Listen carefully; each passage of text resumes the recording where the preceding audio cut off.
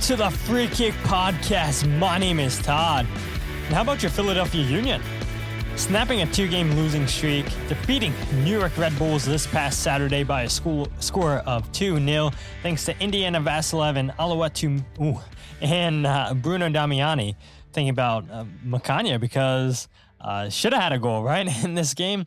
Makhanya definitely should have had a goal in this game against New York Red Bulls, but it wasn't meant to be. Get saved by Carlos Cornell, but Indiana Vassilev's there to go ahead and knock the rebound home and give the Union a early 1-0 win or lead. I guess he did score the game-winning goal, but yes, that's exactly what Union fans would have wanted. They would have loved to have seen the Union, obviously, last weekend not lose to Nashville with a late penalty kick goal by Hani Mukhtar, but they've returned back to Subaru Park in over a month and take care of business against New York Red Bulls. And now, correct turnaround this Wednesday against CF Montreal. But we're not talking about Montreal tonight. We're talking about Montreal on Thursday with Jose Nunez. Tonight, we're talking New York Red Bulls. And I do apologize, right? And that we're recording this podcast on Monday, not typically on Sunday, a day after the game for us, just because, I was helping my sister, and I said this to somebody on Twitter. I probably should have told you guys, right, that, hey, look, don't expect a podcast on Sunday because I was helping my sister dog sit, and I was like, yeah, by the time I get home, it'll be way too late. I mean, maybe you guys would have wanted a 10 o'clock podcast, but I was like, yeah, I don't know. I'm not feeling it. So here we are, 9 o'clock on Monday evening, going over New York Red Bulls, Philadelphia Union. And you guys are already in the comment section, and Valerie chimed in 13 minutes before the show, and she says, I have thoughts about Blunder of the Week. There are too many to pick, just one or even your two this week. And yeah, we'll get to Blunder of the Week towards the end of the show. But as always, live for the podcast, every single episode, youtube.com/freekickpod. Also live on Facebook and Twitter as well. And you guys know how I am. I always put in the show description what Blunder of the Week's going to be, the topics, and sometimes I post on social media what the topics are going to be, just because, I want you guys to be prepared what we're going to talk about. And yeah, I think you guys, some of you, looked on YouTube and saw, hey, there's a pretty good Blunder of the Week options. Some of you guys maybe haven't looked yet and don't look yet. Be surprised. And I think we have two good videos. Hopefully, don't get taken down this weekend or this week by Apple, but we shall see. And that's enough ranting as I try to fix one of the topics for tonight's show when we talk about the news. But let's go ahead and read some more of your guys' comments. Michael says, in regard to Blunder of the Week, has to be the FCC game. Maybe it is. Jarrett says, I know Jose loved that Bruno goal. Yeah, Jose did. And I wish Jose was here tonight, but he's spending time with his family before he heads up to Connecticut for what I'm assuming is work. And so hopefully, maybe we can talk about that Bruno goal. Maybe Bruno scores again on Wednesday. And if that happens, Jose's definitely going to be loving that. John says, legendary outfit today, Todd. And yeah, this is what you guys are missing. Not watching the live show, wearing an Orioles shirt underneath, having an awful season, I know. And then went to the giveaway on Tuesday against the Mets, which, I leave that game. The Orioles are beating the Mets 6-2, leave top of the 8th. And then the Mets tie it up, and then the Orioles eventually lose 7-6 in the 10th inning. And I thought the Orioles were going to do the Phillies fans a favor and beat the Mets, but it doesn't happen. And so, yeah, this Hawaiian shirt giveaway, so clutch, so nice. And that's what I'm wearing. And then I have the Orioles bucket hat, but that's probably not going to stay on for that much longer. But I'm like, if we're wearing a Hawaiian shirt, might as well wear the bucket hat. So thank you, John, for that. Michael, nice comment. Jillian also says, nice fit, Todd. And thank you, Mike. Apparently you get notifications now whenever somebody reposts the live stream. So I appreciate you, Mike, reposting the live stream. Valerie says maybe we would have stayed up late on Sunday since we weren't worn out from angst and terror during the game. Yeah, exactly. And you had watched the goals breakdown video, Valerie, on Substack, and commented that yeah, it feels nice that the Union got a win. And I'm like, yeah, I mean, the Union absolutely dominated from the first minute all the way to the end. At least that's what it felt like. And so, yeah, keep the comments coming. As you guys know Jose Nunez. We're definitely going to need you guys carrying the show tonight. But I think that's probably enough ranting, enough me trying to delay as I try to fix one of the slides. But let's go straight into, and let's hope it works this week, right? Let's hope it works. Let's go straight into the news.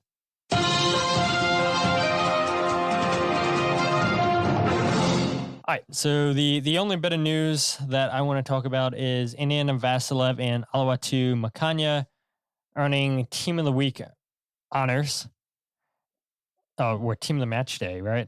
So used to saying Team of the Week, but both players, terrific performance for the Union against New York Red Bulls. Indiana Vassilev, like I said, scores the game-winning goal, 9th minute goal for the Union. Makhanya probably should have had the goal, but it's a good save by Carlos Cornell. Horrible defending by Kyle Duncan, and New York Red Bulls overall on that goal. I talked about it in the goals breakdown video. If you guys haven't watched it yet, go ahead, check it out on YouTube or Substack. And I'll post it tomorrow morning on Twitter for you guys that watch it on Twitter and not anywhere else. But yeah, nice to see Indiana Vassilev get a second goal of the season. Makhanya helping the Union keep a clean sheet. Like I said, should have had a goal. And Makhanya becomes the 12th different Philadelphia Union player to earn a spot on the Team of the Match Day. And he's been so solid for the Union this season. We can talk about Makhanya when we talk about this game. I think Indiana Vassilev's also been good for the Union. He fills the role nicely, and this is for Team of the Match Day 23 and 24, because don't forget there was Wednesday games, and they just combined the two match days for this weekend. Yeah, of course, Lionel Messi once again wins Team of the Match Day, and I want to know, people in the comment section, maybe you're on the NSAR, you have 2 votes on NSAR, maybe you guys just vote on the polls on social media. Did anybody in the comment section vote for Lionel Messi? I mean, yes, he scores 2 goals against Nashville. But if we're being honest, like that second goal that Messi scored, Joe Willis practically passes Messi the ball, and then Messi scores an empty netter. And yes, you score a brace, you score the game-winning goal and everything like that. That should be considered. I'm not disagreeing about that, but Joe Willis gave up such a huge blunder, and maybe Willis should be in the nomination for Blunder of the Week. He's not, but yeah, I want to know, did anybody listening to this podcast, whether you're listening to it live or you're listening to it on the RSS feed, did you guys vote for Lionel Messi to win Player of the Match Day this week? I personally didn't in my 2 votes. I voted number 2. I voted for Hartle for St. Louis, scored 2 goals in that game. But then number 1 for me was Mihailovic for Colorado Rapids. Got 3 assists in that game as the Rapids defeated Vancouver 3-0. And, I mean, come on. Mihailovic involved in all 3 goals, gets 3 assists. Vancouver's been an excellent team this season, and Colorado blanks them 3-0. Like, come on. How didn't Mihailovic win this award? But it is Lionel Messi, and whenever it's up to the fan vote, yeah, they're always going to skew the voting, and that's exactly what happened. I feel like here in this situation with Messi winning yet again another Team of the Match Day. I believe I saw that he has the most for all active players. He has 6, I think, this season, something like that. I don't know. I mean, I don't care. It's like Messi's always going to win those awards, and it's the same thing with the goals, right? Whenever Messi's nominated for the best goal of the week, the fans are always going to skew that. Michael says no, he did not. Says that goal was a gift. Absolutely. Jillian said if I had a vote, I would not have voted for him. Michael says keepers keep making it easy for Messi. Valerie says no, she did not vote for Messi. Jillian says, like, why even have a poll for goal of the match? Yeah, exactly. I mean, he's always going to win it, and it's so disappointing. It is exactly, Jillian. Always going to go to Messi every single time, but it is nice to see the Union continue to win these awards, continue to be nominated. And like I said, Makhanya becomes the 12th different Philadelphia Union player. This is Indiana Vassilev's second nomination this season. Got it in Matchday 11 for his goal against Vancouver Whitecaps that secured a 2-1 victory. CF Montreal back in May that helped secure a 2-1 victory for the Philadelphia Union. So, yeah, good to see Union players continue to get these awards. And again, I don't want to spend too much time talking about Messi, and it is what it is. But let's go ahead and switch our attention to the Philadelphia Union versus New York Red Bulls. Union win this game 2-0, as we all know. Indiana Vassilev in the 9th minute, Bruno Damiani in the 24th minute. That is all the goals that the Union scored in this game. And I think, honestly, the Union probably should have had more. Definitely should have been 3-0 with Sal Olivas. We'll talk about Sal here in a bit, but I really don't want to get too ahead of myself. I mentioned it in the intro. Union go 15 games now unbeaten against New York Red Bulls across all competition. But also in MLS play, the Union have extended the unbeaten run against New York Red Bulls to 12 games, 8-0-4. And that's the longest unbeaten run against a single team in Philadelphia Union history. Like I also said in the intro, snaps a 2-game losing streak. Union back in first place in the Supporters Shield standings. 1 point ahead of San Diego. Union with 43 points. And I guess, like, real quick, I do want to talk about that. It is crazy that you look at how tight everything is, not only in the East, but in the Supporters Shield. You have the Union 43 points, San Diego 42 points, Cincinnati 42 points, Nashville 41 points. Miami did the Union a favor this weekend. 41 points for Columbus Crew. Then Minnesota on 40 points, which maybe is a huge shock for people. Only 4 losses on the season for Minnesota United. They've been great under Ramsey this season. I know Jose talked about that a little bit. Last episode, talked about it briefly, but Minnesota's been really good this season. Miami's the one that scares me, though. They're at 38 points. They have 3 games in hand, and they could really go on a run here. The Union can't do anything about it. They played Miami twice this season. Came away with just a point. Should have won that game against Miami, but can't live in the past. And I do know occasionally we have some Miami listeners that listen to the podcast. So yeah, they're probably like, wow, you spent half this episode talking about Miami, Todd. Like, are you sure you're not battered Herons? No, we are not. We have Cole chiming in, says, even our Bangladeshi fans can't get us a win over Messi, then no one can. Yeah, people are like so upset over Messi just winning all these awards. I agree. Jillian says, personally thrilled to see Makhanya on there. He has grown so much this season. Jarrett has a comment about Sal. We'll read here in a little bit because that is a good observation. I noticed the same thing there, Jarrett. Michael says, that was poor Red Bulls. What happened from last season? They didn't look like a playoff team. Yeah, really, really, really poor New York Red Bulls team. Bruno Damiani, huge night for him, getting his first open play goal in 14 games. Great finish. Anything else from this game before we get into the topics that I want to point out? Not sure. If need be, then I'll go ahead and bring it up throughout the show. But I guess this is a good place to start for us. The Union, they just continue to start games well. Again, we'll talk about this some more. Union undefeated in 15 games against all competitions against Red Bulls. But yeah, one thing that really stood out to me is the Union all season long, they've been a team that started games, for the most part, really well. They lead MLS with the most goals in the first 10 minutes in the game with 6. And maybe it should be no surprise to people that, again, the Philadelphia Union score another goal because of a set piece. It's a great delivery there by Kai Wagner towards the back post towards Makhanya. And again, you guys, if you haven't watched the goals breakdown video, watch it after this game because the defending on that set piece was so poor by New York Red Bulls. They had, I think, 5 people, maybe 6 people. It was a ton of players playing zonal marking, and they left Nathan Harriel, Jacob Glesnes, Bruno Damiani, and Indiana Vassilev basically unmarked in the center of the goal, all of surrounding Carlos Cornell. Jacob Glesnes runs towards the near post. Ball goes towards the center of the goal to Nathan Harriel. He just misses the jump on the ball. Then it falls to Makhanya, who's 1v1 against Kyle Duncan.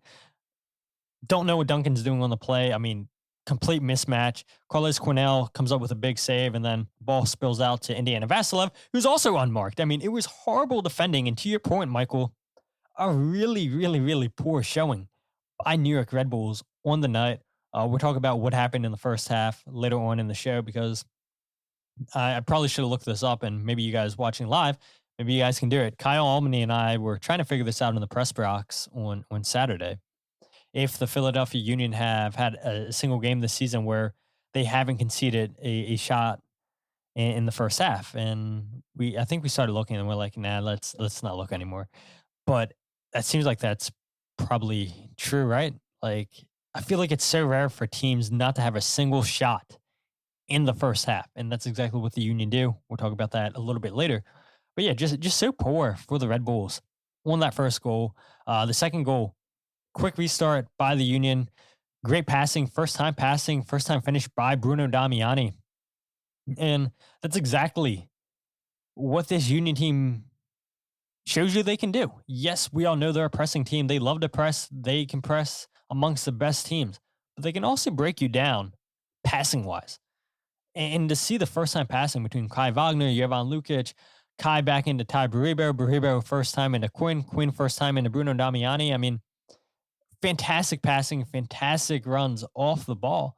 And Red Bulls caught completely napping on that play.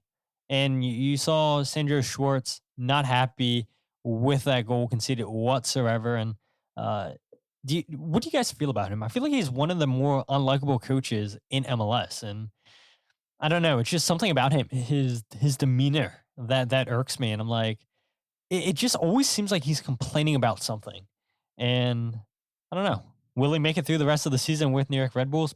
Maybe. I mean, they didn't make it to MLS Cup last year, and maybe that gives him a little bit more leeway to how the season potentially goes. We shall see. But yeah, he's one of the more unlikable coaches in MLS for me. And again, 13 set pieces scored for the Union this season. That is the second most. During this game, it was tied for the most, but Minnesota scored 2 set piece goals on the night, which took their total to 15. But I had asked Bradley Carnell after the game, and I think he was maybe a little bit confused by my question. My question was the quick start the Union continued to get off to. It wasn't just this game. It's, I feel like, been most of the season. And so Bradley Carnell talks about that very briefly, like 2 seconds in. And then he talks about just how much it means to winning against New York Red Bulls, continuing their 15-game unbeaten run against them in all competition. Yeah, it just sets up a tone, right? And I think this is a special game, not just for me as a former, Red Bull. It's an important game for me. I know what it means to Philadelphia. I know what it means here at Subaru Park, and I know what that streak means as well. So for me and for the group, we check off these boxes: derby win, clean sheet, and we go again. So it's 3 points. It's a bounce back, after the last 2 games where, you did feel a little lapse in a few things that we were doing. It was by no means the standard we wanted, and it was by no means disappointing. It was just kind of bland. And today we showed a little bit of that spark, a little bit of that signature, a bit of fire. Yeah, a little bit of that signature fire. And that's what I partially named the episode tonight. It was a great performance by the Union. Go ahead, read some more of your comments here. Mark Kilkenberg joining in. What's up, Mark? Thanks for checking in tonight. Michael says huge improvement with Quinn and Nate back. Yeah, we can talk about that here in a little bit. Michael, I'll start that. Jarrett says beautiful one-touch passing on the second goal. Michael also says that was such a good goal. Michael says in regards to Sandro Schwartz, he won it offsides, I think. Mark chimes in here, says I was sitting 15 feet away from him in Orlando, and he's just an awkward dude. Always negative body language, no messaging or any value. Valerie says Schwartz can't dress either. Yeah. So I'm glad I'm not the only one in the comment section. Keep the comments coming, guys. As you guys know, 20 minutes in, Jose Nunez. So whenever it's solo episodes, I need you guys carrying the show. But yeah, I'm glad to see you guys don't like Sandro Schwartz just like myself. But we'll go ahead and pull up that comment that I just talked about that you said, Michael, huge improvement with Quinn and Nate back. And that is true. And I remember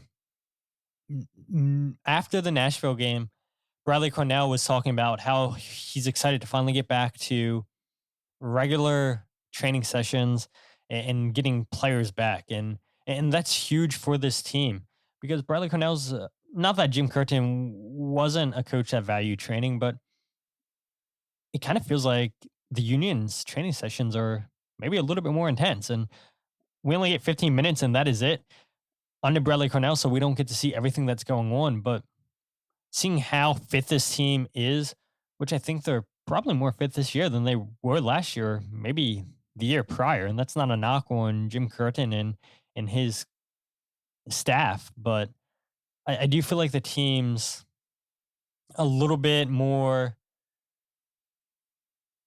I feel like they want to be just a lot more active, a lot more pressing. And um,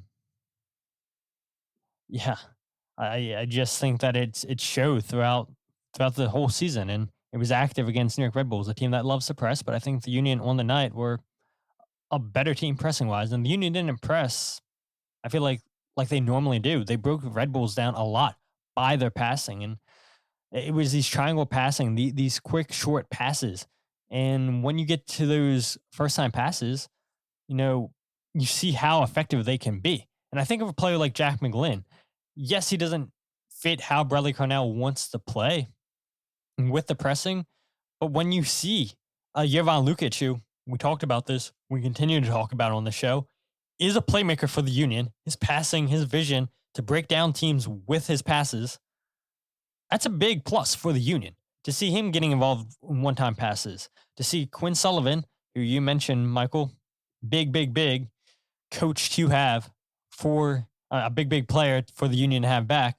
You see Ty Rebo, not a bad one-time passer. I mean, we see what he does with first-time finishing. Kai Wagner, I mean, you have players that can pass.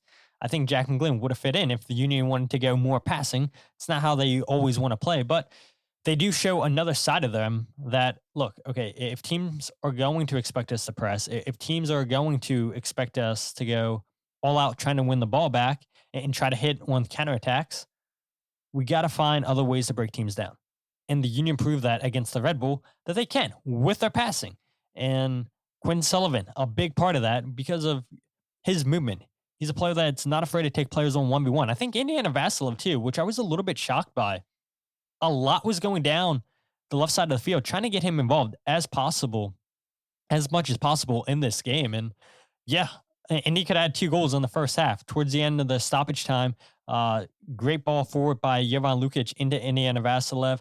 Bruno Damiani lets the ball go, and Indy gets it on his favored left foot and then hits it just wide. But Indiana Vassilev was all active, attacking for the Union tonight. And I do think that he had a really solid game. It's good to see him nominated. We talked about it at the beginning of the show, getting into team of the match day. But going back to another thing that Bradley Cornell talked about, or what he talked about mostly in that clip, was the 15-game unbeaten run across all competitions for the Union. Cornell said he knows what it means for the city. He knows what it means for Subaru Park, the fans, and he knows what it means for these players. And this is something that Jim Curtin always harped on every time the Union would play New York Red Bulls. We want to keep the streak going. And here's a question for you guys listening, whether it's live on the podcast or listening back to this on the podcast feed.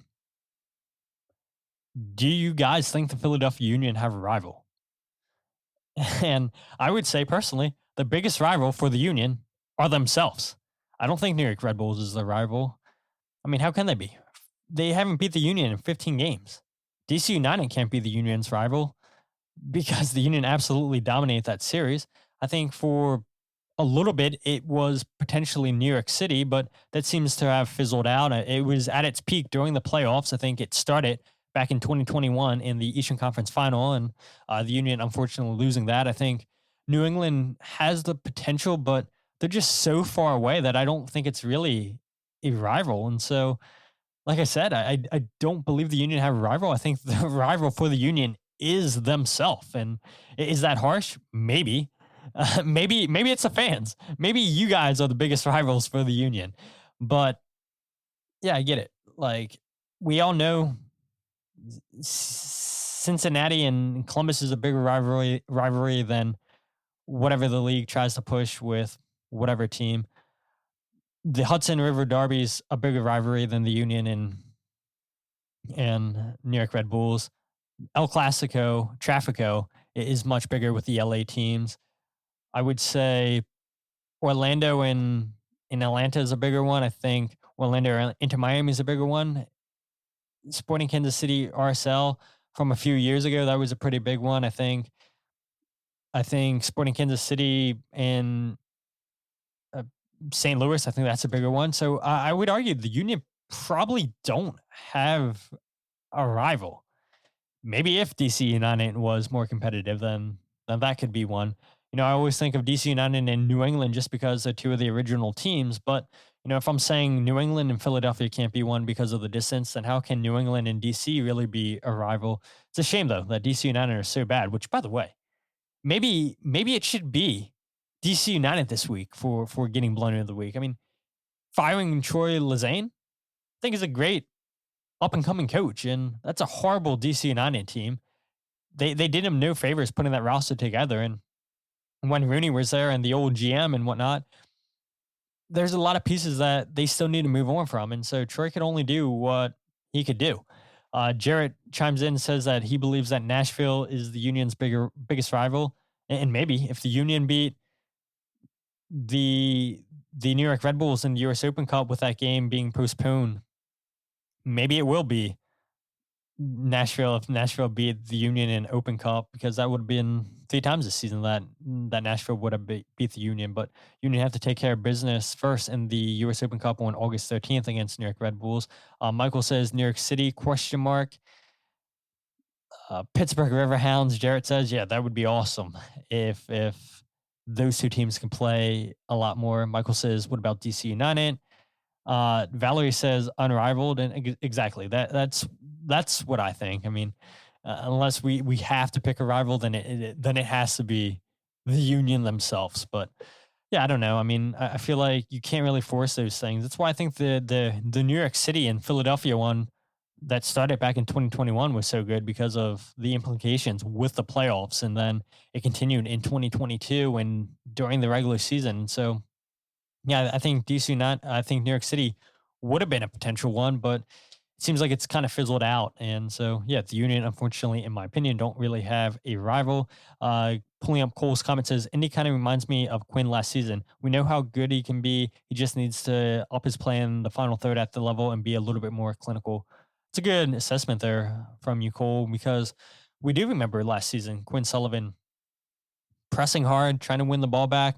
There was a lot of times that he would do a little too much, lose the ball, and sometimes he would slow down the play. And I think that's exactly what we see with Indiana Vassilev at times, because I don't think his vision's really there. To your point, Cole, in the final third, he holds on to the ball too long at times, and plays break down because of it. But at the same time, you know, he is pressing. He is doing all the little things that Bradley Cornell values. That's exactly why, time and time again, he gets picked in the starting 11.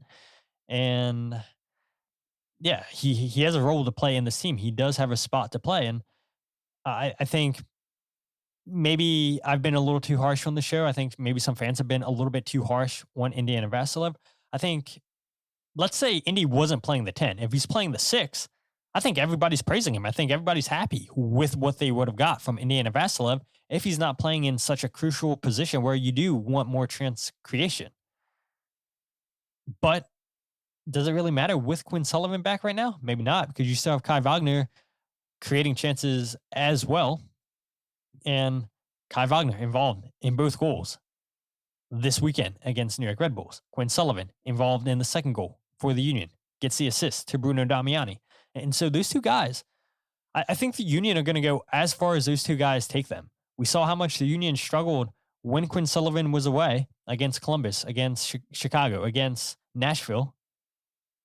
Quinn comes back in, makes a difference. Nathan Harriel makes a difference. Always a threat, one set pieces, defended well against New York Red Bulls. And so, again, you had mentioned it way earlier in the show, Michael. Those two guys made a huge difference for the Union in this game. And I wouldn't be surprised if we see the same thing on Wednesday. Those guys continuing to make a difference because they are that good of players. And it's a shame that they didn't get a ton of playing time with the U.S. at the Gold Cup. One player that's been impressing, only played 2 games for the Union this season, and that is Sal Olivas. 19-year-old forward. I mentioned it. He had that one big chance, 1v1. And again, probably should have been 3-0. It's good awareness by Alejandro Bedoya on the throw-in. Dumb throw-in by Valencia to throw it in the middle of the field. Good awareness by Bedoya. And he still has the legs, right, to close down that long throw-in, to intercept the ball, play Sal Olivas in. Sal gets in 1v1, and he had said after the game that's one that's going to keep him up every single night. He knows he should have finished that chance, and if he would have just kept the shot on the ground, not hit it in the air, it's probably 3-0. But I do like what I'm seeing from Sal, and he plays 17 minutes this weekend against New York Red Bulls, and he's a player who came on before Chris Donovan. We would normally see Chris Donovan be the first sub off the bench when Mikael Uhre or Tyberibo or Damiani weren't on the bench. It would usually be Chris Donovan. But Bradley Cornell opts to go with Sal Olivas. And I was texting a friend. I said, if I was Bradley Cornell, I would bring Sal Olivas in here. I think that his pressing, his energy, his work rate's really, really good. And I had joked with Jillian, Kyle, and Jose Nunez in one of the group chats that we're in. And I was like, Sal's going to score in his debut. And Jillian did not believe me. And yeah, he made a really good run against Chicago Fires when he made his debut. I forget.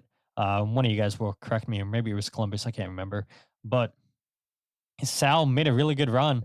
Kai tried to find him. And I was like, that's exactly what Sal brings. And yes, if you watch Union 2, he goes off sides a lot. Really hasn't been the case in 2 appearances with Union. He makes those smart runs. His teammates are finding him. And somebody had mentioned, I forget, maybe it's one of you guys in the comment section, maybe somebody in the press box, maybe in one of the many group chats, I don't know. But they had said, maybe Union 2 is too slow for Sal. Maybe he needed to play with teammates that are going to get him the ball quicker. And that's exactly what you get with the guys on the first team. And so I think Sal Olivas is going to continue to have a role to play for the Union. I wouldn't be surprised if he has a goal coming soon for him just because of how hard he works off the ball. He makes these smart, hard runs. And yeah, could we be seeing the end of Chris Donovan? Cole thinks so. He says he has surpassed Donovan in my eyes. Michael says, I haven't seen much of Sal, to be honest, but his positional awareness is impressive. Jillian, who does a fantastic job, her and her husband, Kyle Omni, with covering Union 2. They would know. She says Sal is really stepping it up as long as he stays onside. He is second in offsides in Next Pro. And again, maybe that's because it's too slow in MLS Next Pro, Jillian. Columbus is when Sal made his debut. Thank you, Jillian. Michael says, I'm happy to see Marcus Eddy or Sal over Donovan. I think, you guys have said it. You guys are done with Chris Donovan. People have been done with Chris Donovan this season. Anytime I bring up Chris Donovan, yeah, the comment section goes off. And so, yeah, people have seen enough of Chris Donovan with 2 appearances with Sal this season. Cole asks, where is Marcus Anderson? He played yesterday with Union 2, if I'm not mistaken. But, yeah, you have limited amount of spots, and maybe it's possible that Bradley Cornell is liking what he sees from Sal Olivas more than he is from Marcus Anderson. And maybe Sal is past Marcus Anderson as well on that depth chart. The one thing that will be interesting is, will Sal still keep his place once Mikael Uhre gets healthy? Whenever Mikael Uhre gets healthy, I thought maybe he would be available this weekend against New York Red Bulls. Was not. Good to see Frankie Westfield healthy for what should have been the game on Wednesday in the US Open Cup. Was once again on the bench for the Union Saturday night.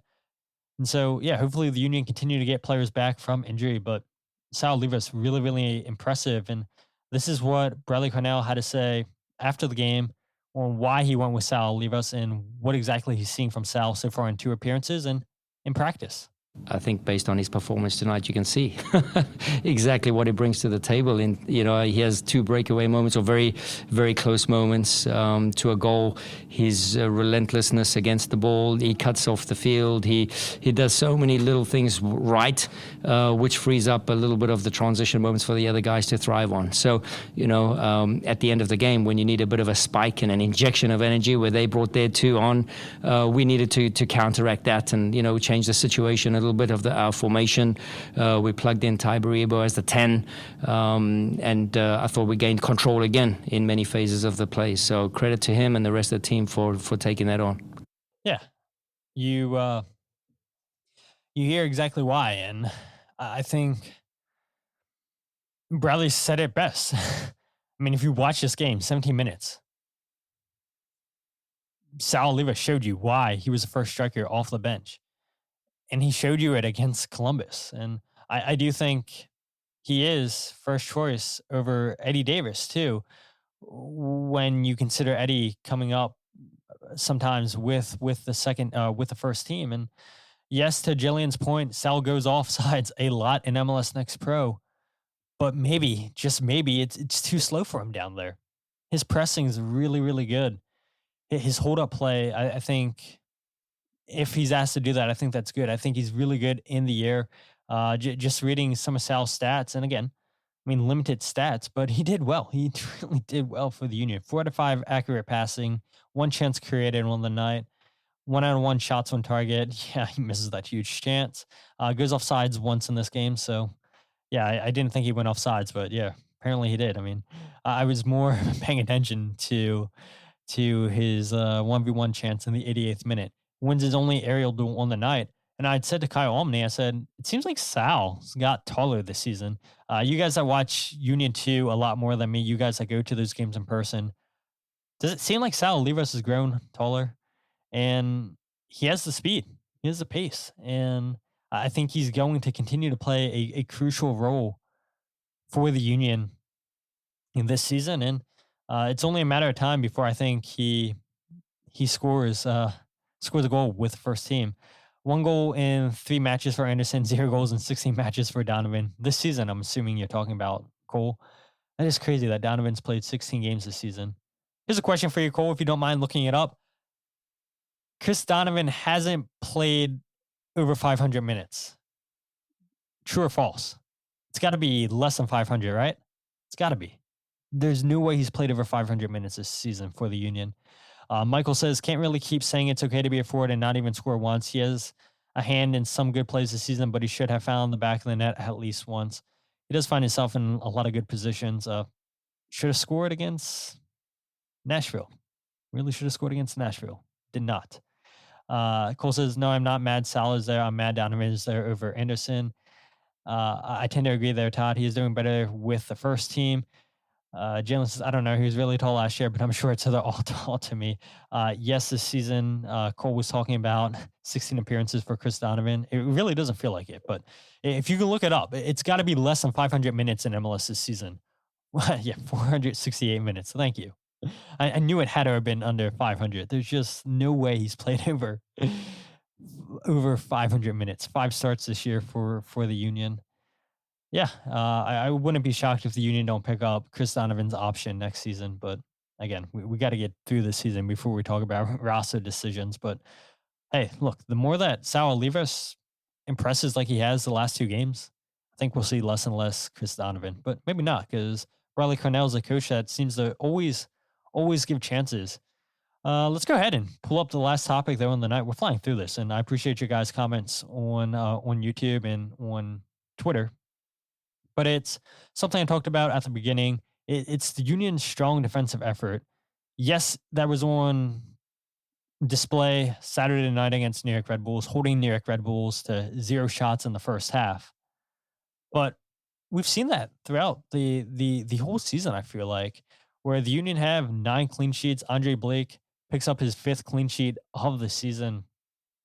And this is a team that was just all over the place last year defensively. They scored a lot of goals, but yeah, defensively, the Union just didn't have it. And that's something that's been corrected under Bradley Cornell. You look at where the Union stand currently in MLS in goals conceded.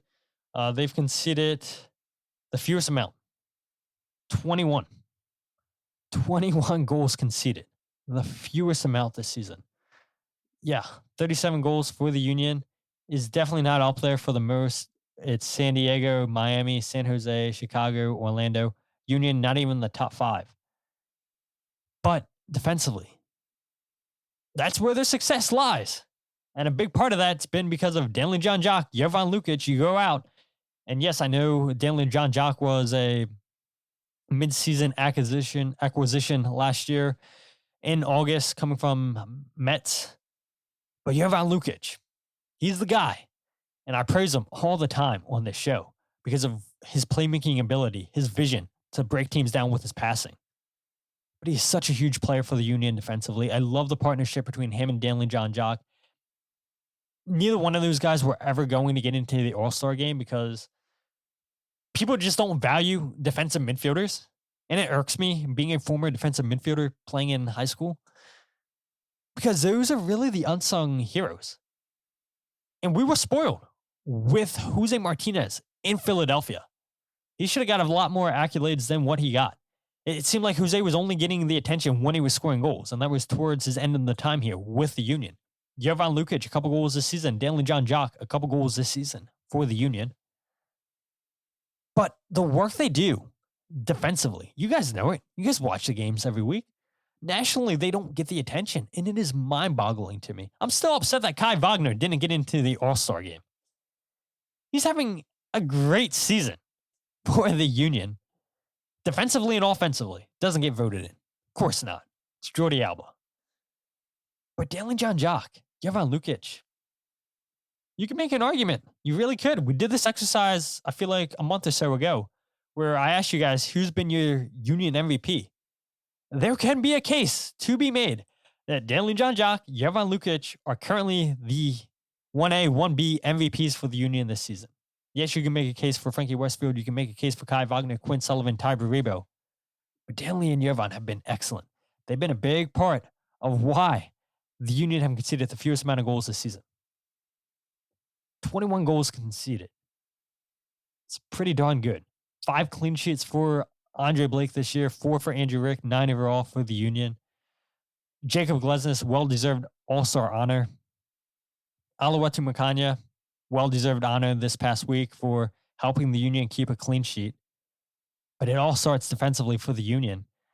And I think if those guys can stay healthy, the Union probably do need another center back because you don't know when you're going to get Jan Glavinovic back. Neil Pierre, who knows what's going to happen with him? I mean, it should have been Neil Pierre, if I'm being honest, in the U.S. Open Cup on Wednesday.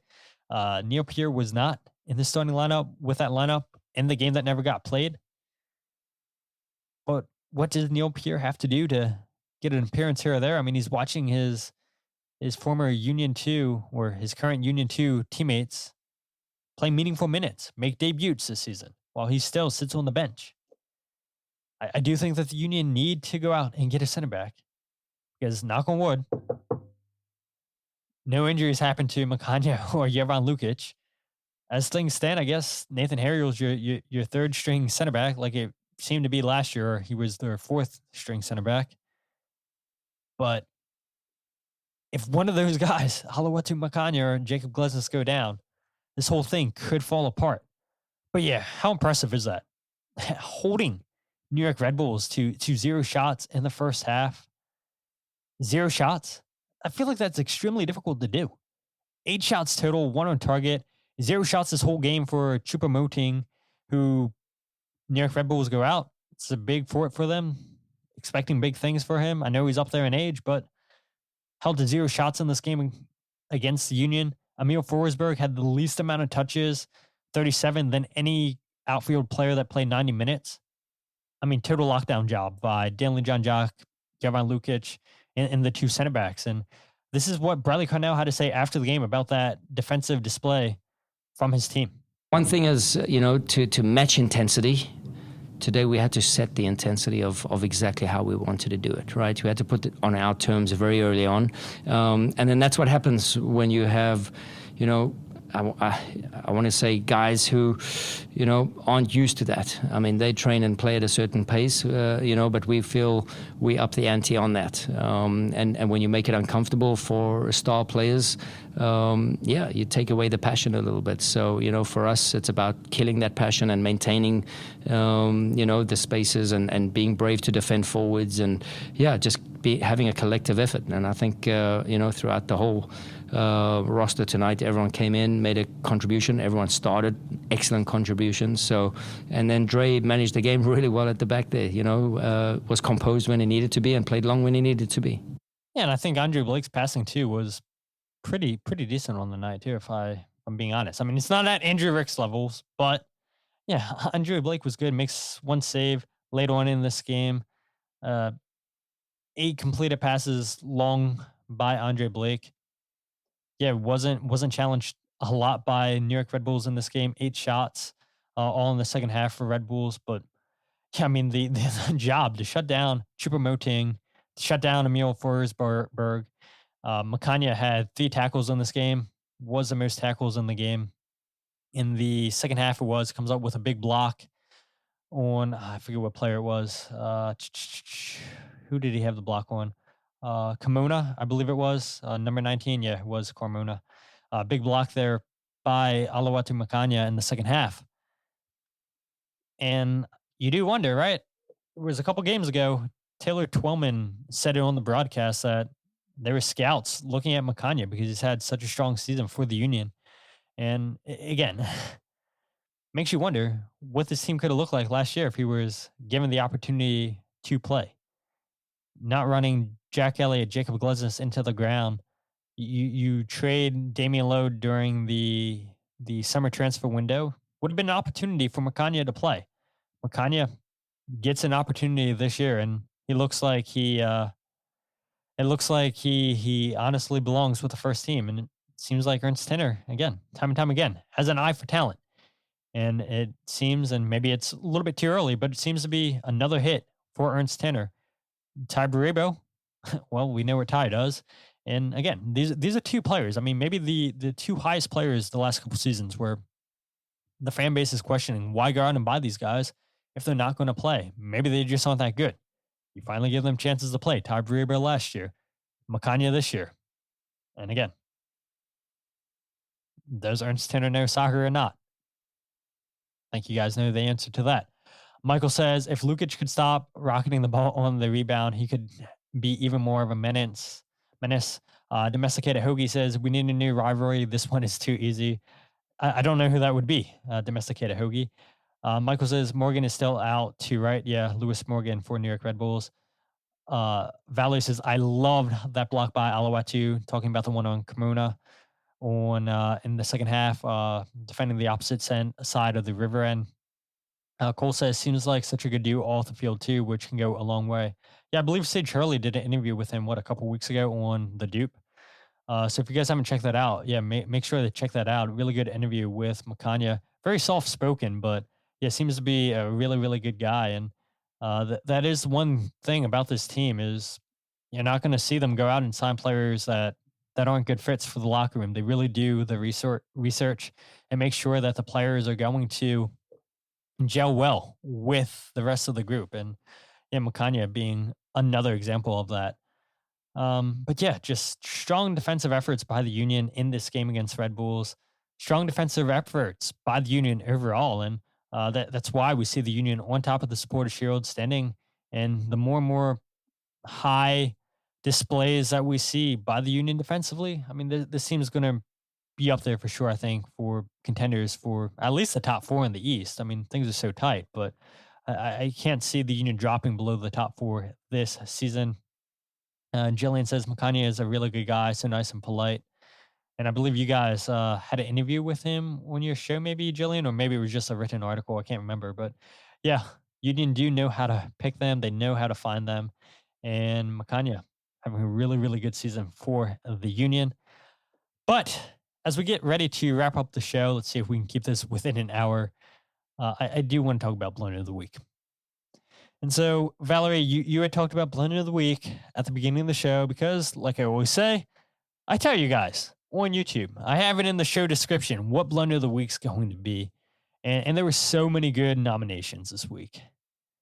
But it's honestly a tie for me between two players. You have Nouhou of Seattle Sounders. He throws the ball at a Sporting Kansas City fan, gets a red card. And then you have Luis Enrique, the manager for PSG, after the FIFA Club World Cup final against Chelsea. He gets into a shoving match with João Pedro and pushes him to the ground. As a head coach, you've got to have higher emotions. Why you're getting involved in a shoving match as a coach, why you're pushing another player to the ground. Yes, I know you're getting touched and everything, you're getting pushed, but you got to have more self-discipline as a coach, right? You cannot shove a player. And I'll be curious to see how long Enrique is going to be suspended for. He's got to be suspended, right? But Nouhou throwing a ball at a fan's face. If a couple seasons ago we're complaining about Drew Yearwood kicking a ball into the stands when he was a New York Red Bull player at Red Bull Arena, and it hits his own fan, and we're talking about how that's Blunder of the Week, then Blunder of the Week has to definitely be for Nouhou. It's got to be for Luis Enrique. And so because of that, because of these incidents, both guys get Blunder of the Week for me this week. Yeah, not good. And so this is the part I told you guys, hopefully Apple's not watching. Hopefully they don't shut down the live stream. I'm going to go ahead and show it in case you guys didn't see this.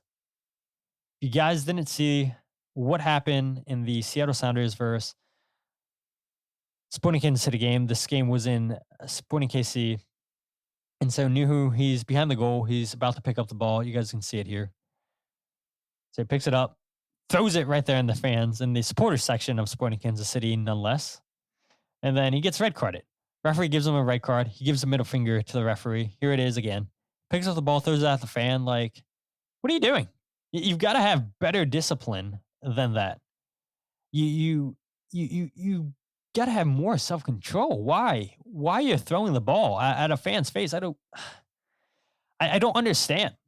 And reading comments from Seattle fans, they seem to be pretty much done this season with Nouhou because of with him losing his cool just way too often, apparently. And I've got to show what happened in the game after the game with PSG and in Chelsea with Luis Enrique and João Pedro, because that is unacceptable as well. So you can see them going back and forth, and João Pedro is going to get pushed down. I mean, it's just why? Why is a coach putting his hand on a player? It makes zero sense to me. Makes zero sense. Yes, there's a lot of pushing, a lot of shoving going on. Luis Enrique is getting pushed himself, but you've got to have better self-discipline and not hit a player, not shove a player. And Jim Curtin always says that, there is no actual fights in soccer. It's always pushing and shoving, and that's exactly what happens in this game. Exactly what happens. I mean, come on. I don't understand. And if he doesn't get suspended, if nothing happens to him, then that sets a bad precedent for what coaches can do going forward. I mean, coaches get fined, they get suspended all the time when they argue with referees. And so now in this instance, you have a coach pushing a player. I would imagine Nouhou with Seattle's probably going to be suspended for multiple games, picking up the ball. I mean, you guys just saw it on the live stream. Clear evidence, picks up the ball, throws it in the supporters section, hits a fan. I mean, that's Bush League stuff. Valerie says, there's a bunch on the Club World Cup final in addition to Enrique. That wouldn't have happened if Neves had not pulled Cucurella's hair. Agreed. Then you have the awkward situation with President Trump not getting out of the team picture with with Chelsea. Also a good one there, Valerie. Domesticated hoagie, yeah, not good. Michael says, yeah, having a polarizing politician at a sporting event is a huge blunder. Yeah, I mean, come on. Main character syndrome, that's for sure. Valerie says, I don't mean just him being there. I mean him not getting off the stage when it's time for Reece James to lift the trophy. Exactly. I knew exactly what you were talking about. And you could see the confusion on the face of Reece James, Cole Palmer. They were asked about it after the game, and Cole Palmer said that he knew that Trump was going to be there, but he didn't expect him to be on stage with him. And you see the FIFA president trying to point Trump off the stage, saying, come on, follow me. And Trump, nope, wants to get his picture taken. I mean, such an awkward situation. Valerie says, I see what you did there, though. Domesticated Hoogie says, it's the heat. Yes, from a couple of weeks ago. Michael says, Joe Willis got off easy this week. Absolutely. I mean, what an assist he had to Messi. Such a great pass by Joe Willis to Messi to win him. Yet again, another player of the match day. Domesticated Hoagie says, if I was the fan, I would have demanded anything I wanted from the team store. I mean, what about a golden ticket by MLS to visit any stadium you want? It seems like that would be a nice little compensation for getting a ball chucked at your face. I mean, just give that fan a golden ticket. Tell them you can visit any stadium you want, anytime. You just got to find a way to get there, and then you have free admission into that stadium. I mean, it's got to be a huge fine. It's got to be a multiple game suspension for Nouhou, and hopefully MLS does the right thing. And I don't know if why am I blanking on the coach's name for Seattle Sounders? This is really bad. This is really, really bad that I'm blanking on his name. God, you guys are gonna have to help me out unless I can quickly Google it. Brian Schmelzer. There we go. Yeah, if Schmelzer, I don't know if he came out and said anything about that incident, but I would assume that he's going to condemn that incident. And yeah, hopefully it's at least a 3-game suspension for Nouhou. It's got to be at least 3 games, right? We talk about fan safety, and yeah, to see a fan just get chucked in the face. I mean, come on, what are you doing? Mark says Uncle Joe would get out of bed for an MLS golden ticket. Yeah, probably. But it's been a great show from you guys. I say it all the time. You guys always carry the show with the comments when it's just me, and we were missing some of our regulars, but yeah, it's all good. Jarrett, Jillian, Michael, Valerie, Domesticated Hoagie, John. You guys carry the show tonight. Mark as well. Cole. So I appreciate you guys always just with your comments, keeping the show going. We're keeping this under an hour. Good job. But if you guys aren't following the podcast on Twitter, Instagram, or Facebook, follow at Free Kick Pod, wherever you get your podcast of The Free Kick. Make sure you check out the YouTube channel, youtube.com/freekickpod, wherever you get your podcast. And make sure you check out the Substack, thefreekick.substack.com. Check out my writing, the goals breakdown videos, and the podcast all in one place. And is there anything else I forgot to say? I need to find somebody else to make an intro, because the guy who was supposed to make it, on his website, he had one set price, and then he tried to give me a completely other price. I said, no, like, this is what your website says. We're agreeing to what I agreed to pay for, $65. We're not going $100+. We're staying at your price. Didn't like that, and now he doesn't message me. So I got to find somebody else to make the intro video, because I have a vision. I'm just not as creative as a lot of people. So hopefully I can find somebody else. We can get a new intro made, because I really, really want a clean intro for the live show.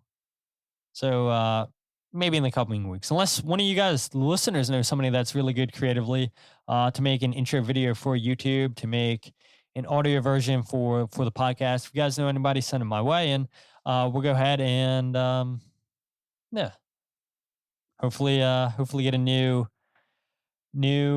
intro here one of these days. But maybe that should be Blunder of the Week, the guy who agreed to make the video, then changing his price. I mean, it has to do with soccer, right? Maybe that should be the yearly, the whole year Blunder of the Week. But there's a lot of good nominations for that. So we'll be back Thursday talking about Philadelphia Union, CF Montreal. Hopefully the Union continue their winning streak. Brendan Craig returns back to Subaru Park after being out on loan and really not getting a chance to crack into the first team. So it'd be nice to see Brendan Craig back in Subaru Park, I would assume, starting for CF Montreal like he has done this season. But until then, my name is Todd, and this is the Free Kick Podcast.